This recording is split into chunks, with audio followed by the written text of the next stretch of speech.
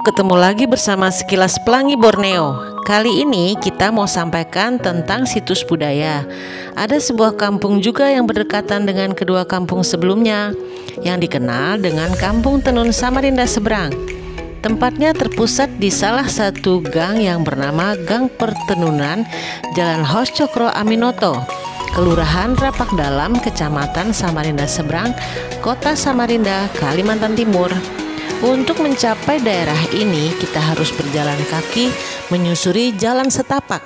Di daerah ini, masyarakatnya rata-rata berprofesi sebagai pengrajin kain tenun khas Kalimantan Timur, atau yang dikenal juga Tajong Samarinda.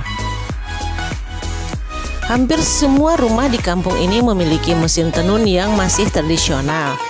Saat pertama kali kita menginjakkan kaki memasuki kawasan ini, terdengar suara berdecit dari alat-alat tenun yang sedang dipergunakan, menambah suasana dan nuansa budaya menjadi lebih berkesan.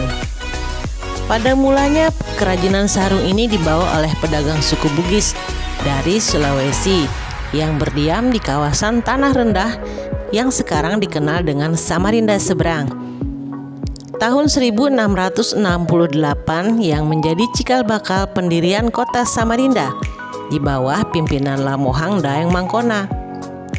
Dan dia memerintahkan rakyatnya mengembangkan industri kain yang sekarang dikenal di mancanegara sebagai budaya khas Kalimantan Timur. Dari kampung tenun ini dapat dikenal dengan dua kategori, yaitu wisata dan budaya.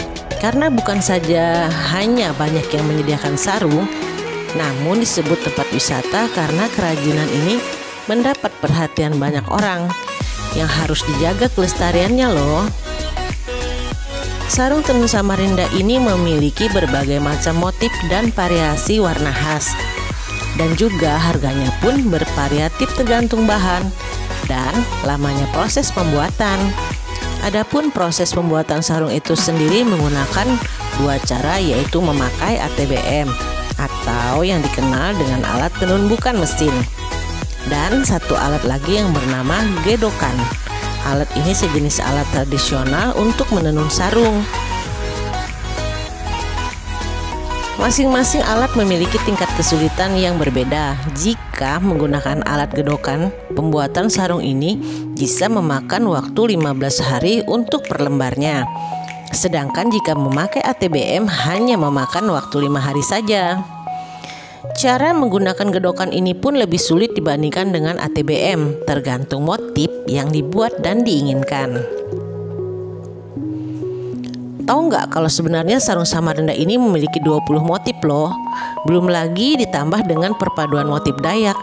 Wah, banyak juga ya. Benang yang digunakan pun adalah benang sutra yang berasal dari Cina. Nah, sebelum mulai menenun, benang-benang tersebut terlebih dahulu diolah agar menjadi kuat, direndam selama 3 kali 24 jam di air. Lalu benang dimasak di air mendidih yang sudah dicampur dengan pewarna yang diinginkan selama 2 jam. Barulah proses penenun dapat dilakukan. Wah, panjang juga ya proses pembuatannya. Saat ini bisa dihitung dengan jari pengrajin yang pandai dan dapat menggunakan alat tersebut. Hal ini dikarenakan tidak ada lagi generasi muda yang mau belajar menenun. Sebenarnya bukan tanpa alasan generasi muda enggan meneruskannya. Di samping teknik pembuatan yang sulit, juga dikarenakan penjualannya yang tidak mudah dipasarkan. Guna memasarkan dan mengenalkan kain tersebut kepada masyarakat luas, maka digunakanlah sarana media untuk membantu.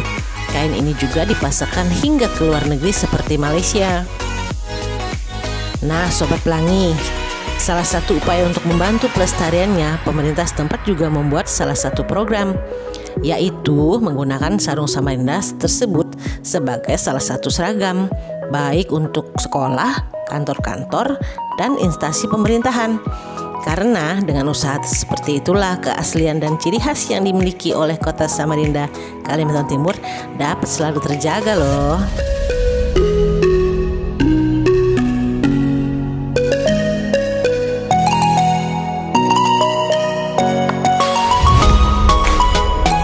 Oh iya, kita mau kasih info yang nggak kalah penting juga nih sobat.